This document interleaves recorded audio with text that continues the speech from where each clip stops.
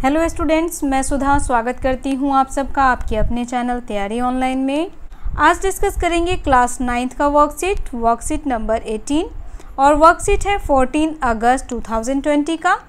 आज का टॉपिक है हमारा वाक्य और उसके भेद। तो आज हम जानेंगे वाक्य किसे कहते हैं और उसके कितने भेद हैं। तो चलिए वर्कशीट स्टार्ट करते हैं। अगर आप हमारे चैनल पर नए हैं तो आप हमारे चैनल को सब्सक्राइब कर लें, बेल आइकन दबाएं ताकि सभी नोटिफिकेशन आप तक पहुंचता रहे। अगर वीडियो पसंद आए तो इसे लाइक करें, साथ ही अपने दोस्तों को भी शेयर जरूर करें ताकि उन्हें भी हमारे वीडियो से वर्कशीट 18 को सॉल्व करने में हेल्प मिल सके। तो चलिए स्टार्ट करते हैं वर्कशीट 18। वर्कशीट 18 है हिंदी का रचनात्मक लेखन। आज हम वर्कशीट 18 में जानेंगे वाक्य किसे कहते हैं और वाक्य के कितने भेद हैं। सबसे पहले ये जान लीजिए वाक्य किसे कहते हैं। वाक्य शब्दों के सार्थक समूह को कहते हैं। जैसे विद्या धन के समान है, तो यहाँ देखिए शब्दों का एक सार्थक समूह है जिसका अपना एक अर्थ निकलता है, उसे हम कहते हैं वाक्य। अब यहाँ देखेंगे वाक्य के बारे में यहाँ क्या लिखा गया है। हमारी बातचीत और उसकी समझ को व्याकरण में भाषा कहा जाता है। जब हम बातचीत करते हैं तो वह पंक्तियों में होता है जिसे वाक्य कहा जाता है, जो कभी एक अक्षर का होता है, कभी एक शब्द का होता है, तो कभी कभी कई शब्दों से मिलकर बना होता है। जैसे हमने यहाँ उदाहरण देकर के आपको बताया कि शब्दों का सार्थक समूह जो होता है उसे वाक्य कहते हैं। तो यहाँ शब्दों का सार्थक समूह है विद्या धन के समान है, तो यहाँ शब्द है विद्या एक शब्द है, उसके बाद धन, उसके बाद के और उसके बाद समान और उसके बाद है, तो कई शब्दों को मिला करके एक वाक्य बनता है। आगे देखिए, लेकिन इन शब्दों और वाक्यों के कुछ न कुछ अर्थ होते हैं। यदि ऐसा नहीं होगा तो हम आपस की बातचीत में अपने विचारों को दूसरे तक नहीं पहुंचा पाएंगे। जैसे शिक्षक हमें शरीर की रचना को समझाने के लिए एक एक अंग, हाथ, पैर, नाक, कान, अंगुली आदि के संबंध में बताते हैं, जिससे कि हमें शरीर की रचना समझने में सुविधा होती है। उसी तरह भाषा के भी विभिन्न अंग होते हैं, जिसको समझ लेने से भाषा और वाक्य को समझना अधिक आसान हो जाता है। तो यहाँ देखिए भाषा के बारे में कहा गया है, तो यहाँ भाषा के बारे में भी जान लीजिए। भाषा वह साधन है जिसके द्वारा मनुष्य अपने विचारों को व्यक्त करता है। विचारों को वह दो माध्यम से व्यक्त करता है, एक बोल करके यानी बोलचाल की भाषा, और दूसरा लिख करके यानी कि लिखित भाषा। तो मनुष्य अपने विचारों को बोल करके व्यक्त करता है और लिख करके व्यक्त करता है। तो यहाँ आप समझ गए होंगे भाषा किसे कहते हैं। भाषा वह साधन है जिसके द्वारा मनुष्य अपने विचारों को दूसरे के सामने प्रकट करता है। तो वह विचार हम बोल करके भी प्रकट कर सकते हैं और लिख करके भी प्रकट कर सकते हैं। आगे देखिए, भाषा या हमारे बातचीत का सबसे छोटा अंग वर्ण है। फिर वर्ण मिलकर शब्द बनते हैं, शब्दों के सार्थक रूप मिलकर वाक्य बनते हैं। फिर कई वाक्य मिलकर हमारी भाषा या बातचीत को अर्थ या समझ देते हैं। मान लीजिए कि भाषा एक भवन या मकान है। वर्ण भाषा में ईंट की तरह, शब्द दीवार, तो वाक्य छत की तरह होता है। तो यहाँ पे बिल्कुल परफेक्ट बात लिखी हुई है। ये है भाषा, ठीक है।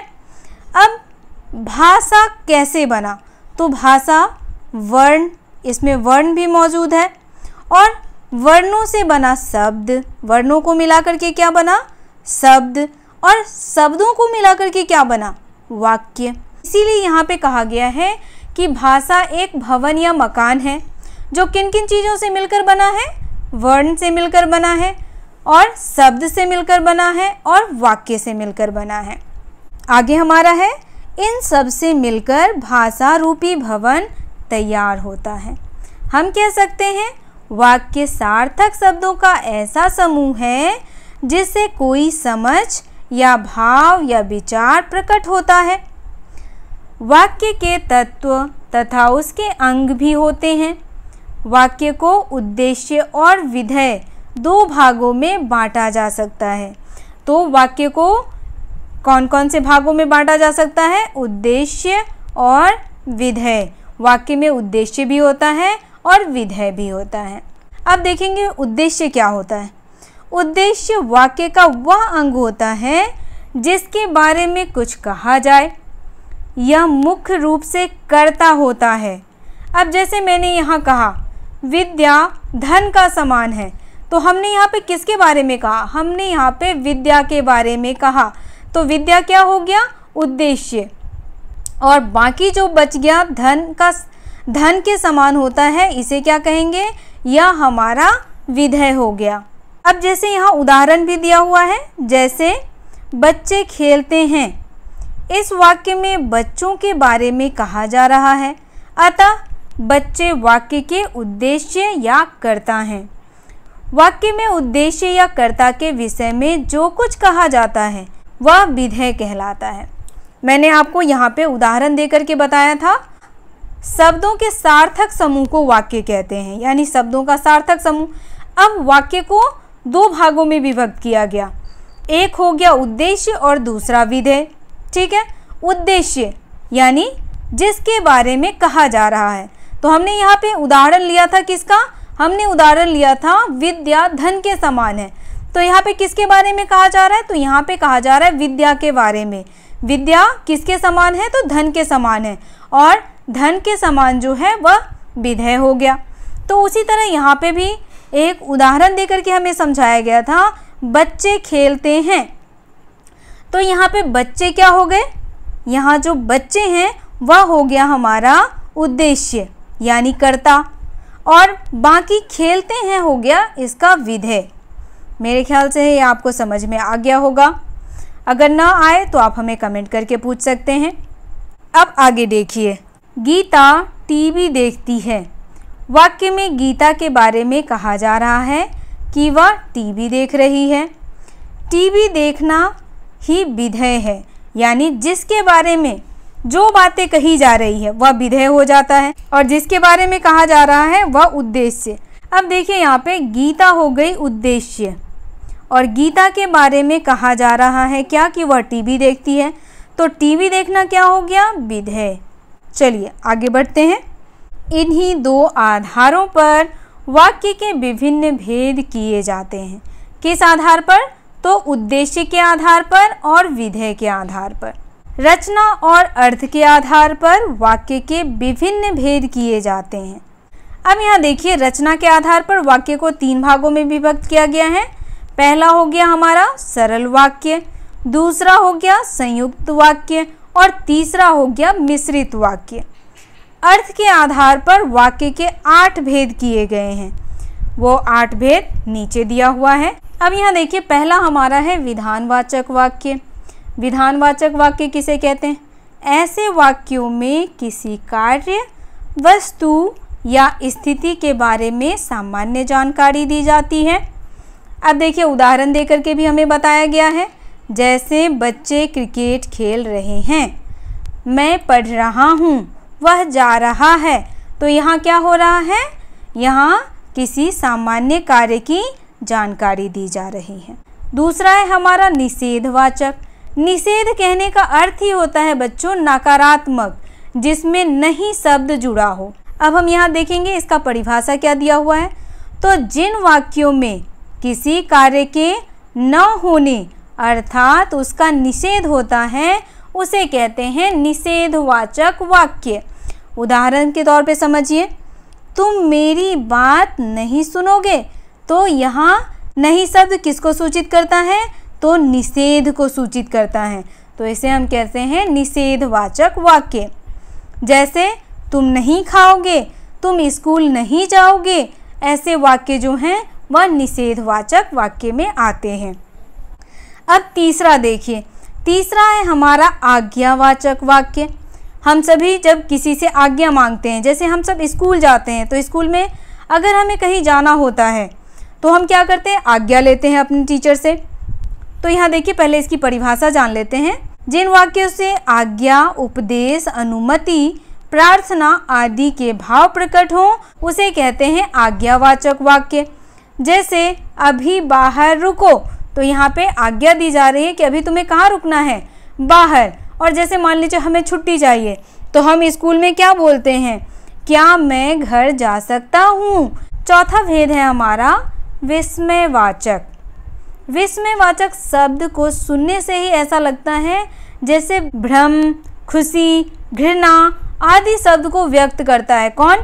तो विस्मयवाचक शब्द। जैसे यहाँ देखिए इसका परिभाषा दिया हुआ है, ऐसे वाक्यों से विस्मय, खुशी, दुख, घृणा आदि का पता चलता है, तो उसे हम क्या कहते हैं, विस्मयवाचक।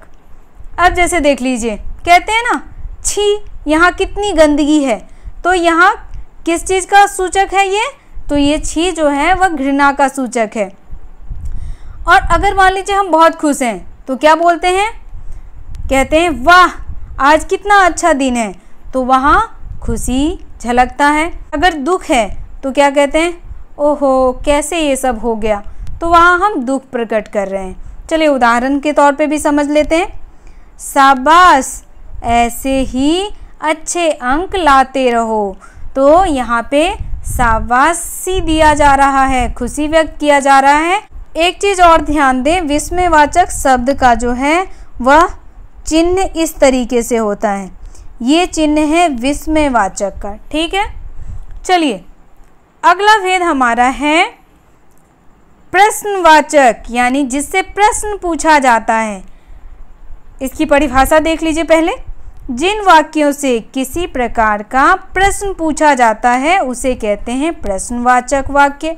जैसे क्या तुम घर जा रहे हो, क्या आज स्कूल नहीं जाओगे, तो ये सारे वाक्य किस प्रकार के हैं, प्रश्नवाचक, क्योंकि यहाँ पे प्रश्न पूछा जा रहा है। अब उदाहरण के तौर पे देखिए, क्या कोरोना महामारी है, तो यहाँ पे एक प्रश्न पूछा जा रहा है कि कोरोना जो है वह महामारी है या नहीं है। अगला देखिए, छठा भेद है इच्छावाचक। अब यहाँ पे इच्छा प्रकट होती है, तो यहाँ परिभाषा देखिए, ऐसी बातों से इच्छा, शुभकामना या आशीर्वाद आदि का भाव प्रकट होता है, उसे कहते हैं इच्छावाचक। जैसे भगवान आपका भला करे, तो यहाँ हम क्या दे रहे हैं, उसे शुभकामनाएं दे रहे हैं कि भगवान क्या करे, उसका अच्छा करे। अब सातवां भेद हमारा है संदेहवाचक, यानी जिस वाक्य से संदेह भाव व्यक्त हो उसे कहते हैं संदेहवाचक। जैसे हमें पता नहीं है कि वो काम होगा कि नहीं, लेकिन संदेह है कि हो भी सकता है और नहीं भी हो सकता है। जैसे हम यहाँ कह सकते हैं लगता है आज बारिश होगी, तो यहाँ पे संदेह व्यक्त कर रहे हैं हम, हो भी सकता है और नहीं भी हो सकता है। तो चलिए इसका परिभाषा जान लेते हैं। मुझे वाक्यों में संदेह, संभावना आदि का पता चलता है, उसे कहते हैं संदेहवाचक वाक्य। उदाहरण देखिए, शायद आज धूप निकले, तो यहाँ पे संदेह है कि हो भी सकता है धूप निकलेगा भी और नहीं भी निकलेगा। आठवां भेद है संकेतवाचक। हम क्या कर रहे हैं, संकेत दे रहे हैं। तो चलिए इसका परिभाषा जान लेते हैं। जिन वाक्यों में एक क्रिया का दूसरी क्रिया के होने पर निर्भर करता है उसे कहते हैं संकेतवाचक। जैसे अगर मैं कहूँ कि तुम मेहनत करोगे तभी तुम सफलता हासिल कर पाओगे। उदाहरण के तौर पे देखिए, यदि परिश्रम करते तो फेल ना होते, तो यहाँ संकेत बताया जा रहा है कि समय रहते अगर आप लोग परिश्रम करेंगे तो एग्ज़ामिनेशन के टाइम पर आप अच्छे मार्क्स अचीव कर पाएंगे और फेल नहीं होंगे। तो यहाँ पे संकेत है ये क्या, परिश्रम। तो उसी तरह कहा जाता है कि अगर आप कठिन मेहनत करेंगे तो आपको सफलता हासिल होगी। ठीक है, तो किस पे डिपेंड कर रहा है, तो कठिन मेहनत पे डिपेंड कर रहा है। क्या डिपेंड कर रहा है कठिन मेहनत पे, सफलता। यानी जिन वाक्यों से एक क्रिया का दूसरे क्रिया के होने पर निर्भर करता है उसे कहते हैं संकेतवाचक। अब चलिए कुछ प्रश्न दिए हुए हैं, हम उसके उत्तर भी जान लेते हैं। यहाँ देखिए, निम्नलिखित वाक्यों के सामने उसके भेद लिखिए। हमें क्या करने हैं, निम्नलिखित जो वाक्य दिए हुए हैं उसके सामने हमें इसका भेद लिखना है और बताना है कि कौन सा वाक्य किस भेद का है। तो चलिए हम इसे सॉल्व करते हैं। अब यहाँ देखिए पहला हमारा कौन सा है, तो पहला हमारा है गंगा हिमालय से निकलती है। ये किस वाक्य का भेद है, तो यह है विधानवाचक वाक्य का भेद। दूसरा हमारा है क्या शिखर क्रिकेट खेलता है। तो यहाँ पे देखिए क्या यानी प्रश्न पूछा जा रहा है, तो दूसरा कौन सा भेद हो जाएगा, ये हो जाएगा हमारा प्रश्नवाचक वाक्य। तीसरा देखिए, तीसरा है यदि वह खेलती होती तो आज खिलाड़ी होती। यानी जिन वाक्यों में एक क्रिया जो है वह दूसरी क्रिया पर डिपेंड करता है, उसे क्या कहते हैं, उसे कहते हैं संकेतवाचक वाक्य। चौथा हमारा है अच्छा वह इतना बढ़िया गाती है। तो यह क्या हो गया, विस्मयादिवाचक वाक्य, क्योंकि उसे क्या हो रहा है, उसे आश्चर्य हो रहा है। तो आश्चर्य, खुशी, घृणा, ये सारे जो हैं वह कौन से वाक्य में आते हैं, तो आते हैं विस्मयवाचक वाक्य में। ठीक है। अब देखिए पांचवा हमारा है वह अभी आता ही होगा। तो यहाँ क्या व्यक्त हो रहा है, तो यहाँ व्यक्त हो रहा है संदेह। क्या व्यक्त हो रहा है, संदेह। तो इसे हम क्या कहेंगे, संदेहवाचक वाक्य।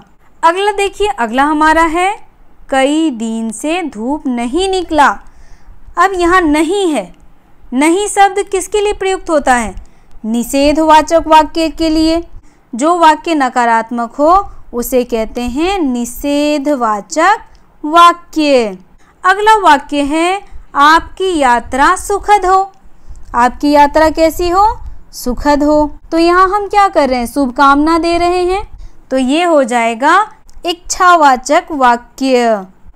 चलिए अगला देखते हैं, अगला कौन सा है हमारा, तो अगला हमारा है करीम फुटबॉल खेलो। तो यहाँ क्या हो रहा है, करीम को क्या किया जा रहा है, तो करीम को आज्ञा दिया जा रहा है। किस चीज़ के लिए, तो फुटबॉल खेलने के लिए। तो हम इसे कहेंगे आज्ञावाचक वाक्य। तो मुझे आशा है वाक्य आपको अच्छे से समझ में आ गया होगा। यह वर्कशीट यहीं समाप्त होता है। मिलते हैं अगले वर्कशीट में। आपको वीडियो कैसा लगा आप हमें कमेंट करके बताएं। वीडियो पसंद आए तो इसे लाइक करें, साथ ही अपने दोस्तों को शेयर अवश्य करें ताकि उन्हें भी इस वर्कशीट को करने में हमारे वीडियो से हेल्प मिल सके। अगर आप हमारे चैनल पर नए हैं तो आप हमारे चैनल को सब्सक्राइब कर लें, बेल आइकन को दबाएं ताकि सभी नोटिफिकेशन आप तक पहुंचता रहे। आप हमें इंस्टाग्राम, टेलीग्राम और फेसबुक पर भी ज्वाइन कर सकते हैं। लिंक आपको डिस्क्रिप्शन में मिल जाएगा। मिलते हैं अगले वीडियो में। आप सबका धन्यवाद।